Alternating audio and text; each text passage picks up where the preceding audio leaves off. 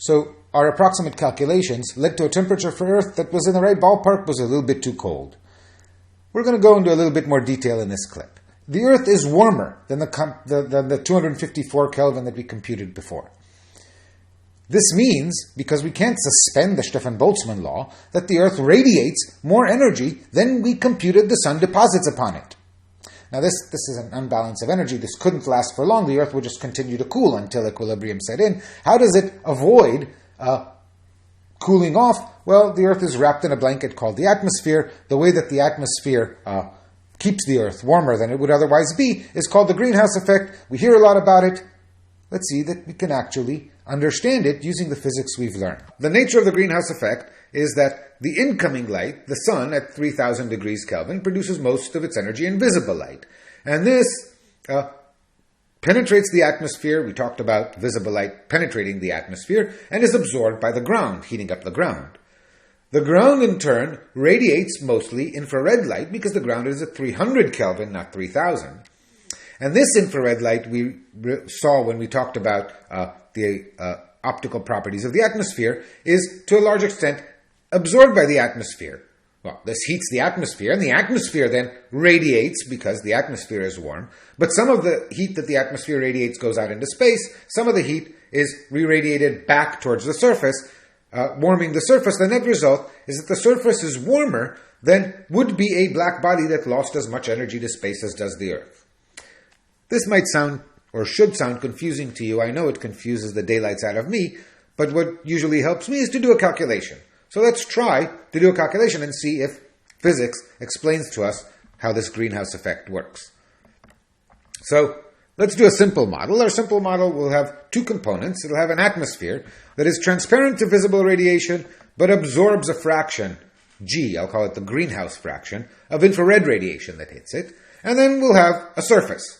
And so here's how my simple model looks. I have here the surface of Earth, and above it, and decoupled from it other than through radiation, I'm going to imagine, is something called the atmosphere, and between them is some transparent medium. So of course this is an approximation, but it'll give us the ballpark of what's going on. And then sunlight, visible sunlight, which I'll draw in blue, is impinging at some rate for every square meter, something like a quarter of the solar constant, effectively, is impinging upon the atmosphere. The quarter comes because of the geometric factors that we talked about.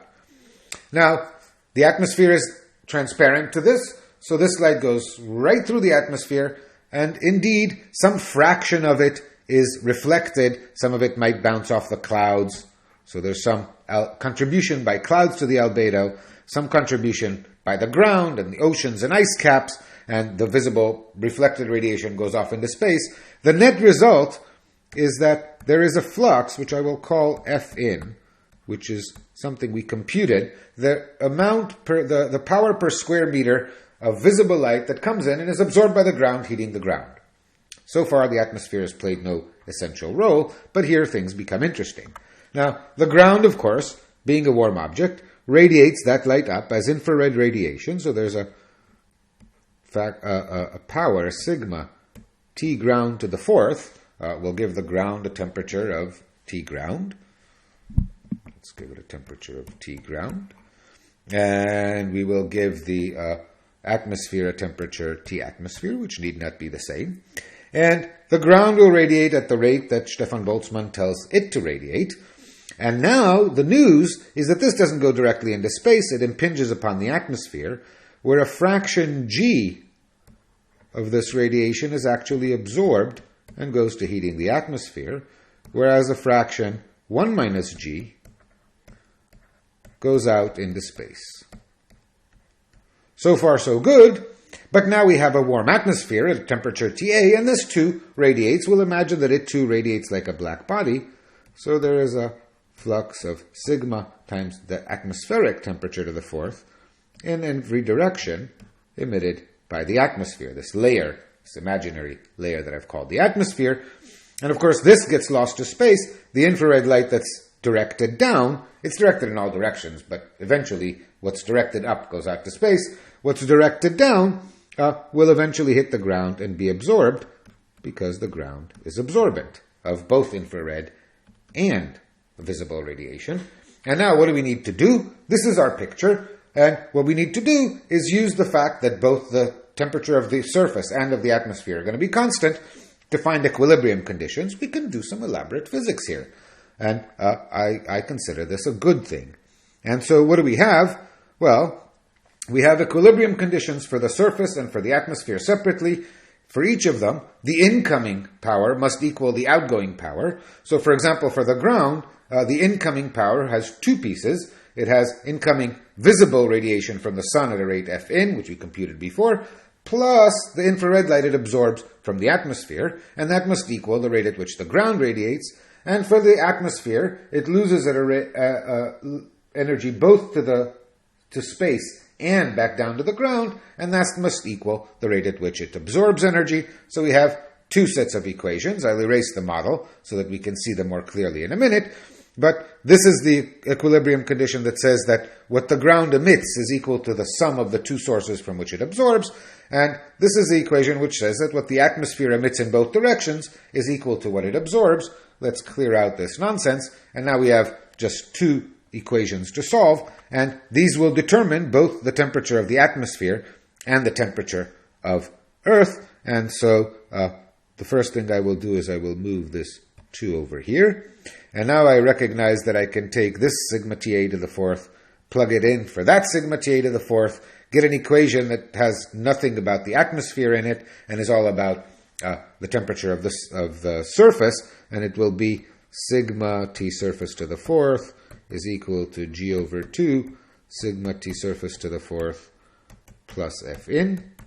And then moving that over to the left, I'll get an equation for the temperature of the surface to the fourth. And then the other thing I realize is that the temperature of the atmosphere to the fourth is just G over 2 temperature of the surface to the fourth. Since G is a number smaller than 1, it's a fraction, this tells me the atmosphere is cooler than Earth. This is how the model works. Basically, some of the radiating part that space sees is the atmosphere, which is cooler than the surface, so Earth doesn't lose as much as if it were a black body at the surface temperature. And indeed, solving the equation for the temperature of the surface, we find this equation, which is essentially the equation we found before, that sigma T to the fourth is equal to the flux with this little factor of 1 minus G over 2 in front of it. And this means the Earth has to be warmer, because this is a number smaller than 1 than it would otherwise. By precisely this factor, the temperature you find with greenhouse is bigger than the temperature you would find without it. By this factor of 1 minus G over 2, number smaller than 1 raised to the minus 1/4 power, so that raises the temperature. This is how the greenhouse effect causes the surface to be hotter. I don't know if that helped you, but it certainly clarifies things for me. That's a simple model. In truth, there's all kinds of complications and different mechanisms of heat transfer. This is a more complete version. The salient part, though, the big fat arrows, the ones that count, are precisely the ones we mentioned. We see here the energy emitted as infrared radiation by the surface, some fraction of which travels out into space, and the rest is radiated back and reabsorbed by the surface. This is that greenhouse effect that we were talking about. And so, putting all that into our equation, we see that the modification that the greenhouse effect leads to in our previous equation is, again, the factor of 1 minus G over 2 to the negative 1/4 power. This allows the temperature of the Earth to be a larger fraction of the temperature of the Sun than the rest of the geometry would have predicted. The atmosphere keeps us warm. Now, indeed, if we plug in as numbers the observed albedo of Earth, for technical reasons, what I'm using is something called the Bond albedo, which is the one that is averaged over wavelengths in such a way that it captures the thermodynamic effect rather than the visual effect. There's something else that is the visual albedo, which has to do with how bright something looks and ignores the fact that the sun also radiates infrared onto the Earth. Never mind that. Effectively, this is the Earth's albedo that matters to us here, and I've plugged in greenhouse factor of 0.85, so the atmosphere absorbs 85% of the infrared light that falls upon it, and using these numbers, we find that the temperature of the Earth is 292 Kelvin. Now, I should point out very quickly that I cheated. You don't look up the greenhouse factor in a some manual and you don't measure it. In fact, the model that I presented is way oversimplified. Atmosphere and Earth that only, and the surface of the Earth that are two disconnected simple components and only exchange energy via radiation. This was a simplified toy model, and I adjusted the greenhouse factor to obtain the measured average temperature of Earth, which is 292 Kelvin, but the simple model captures most of the salient features. Remember, you're not supposed to be using the model that I presented to predict the weather or even the climate where you live. Actual conditions on Earth are far more complicated than the simple models that we're discussing and have to do with wind patterns and ocean currents and temperature differences and seasonal. All of that has been completely neglected here. We're doing some gross averaging. But we got the right order of magnitude. We got the first most salient effect. Now, the important thing to take away from this is, A, without a greenhouse effect, we hear the greenhouse effect is often vilified. Without a greenhouse effect, there would not be life on Earth. Water would be frozen. At least life, as we know it, would be completely impossible. The other story is, why is the greenhouse effect such an important issue? Well, there are reasons to believe that the greenhouse fraction, the effective fraction of infrared radiation absorbed by the atmosphere, is changing due to changes, for example, in the chemical composition of our atmosphere. And the dependence of the Earth's temperature on these factors, the albedo and the greenhouse factor, is rather weak. It's only the 1/4 power. So, in fact, a small change in G does not immediately lead to a drastic change in temperature. There are two things to take into account here. The first trivial one is that, remember, the temperature we're talking about is on the order of 300 Kelvin, so a change of 1% is a change of 3 degrees centigrade in the temperature of the Earth, which, if you follow discussions, is actually a very significant change to climate as we know it.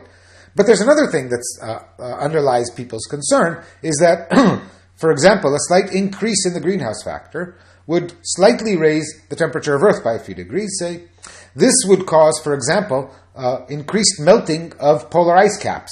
Now, ice is very white and shiny, and if it's replaced by dark green water, then clearly Earth's albedo would be slightly less.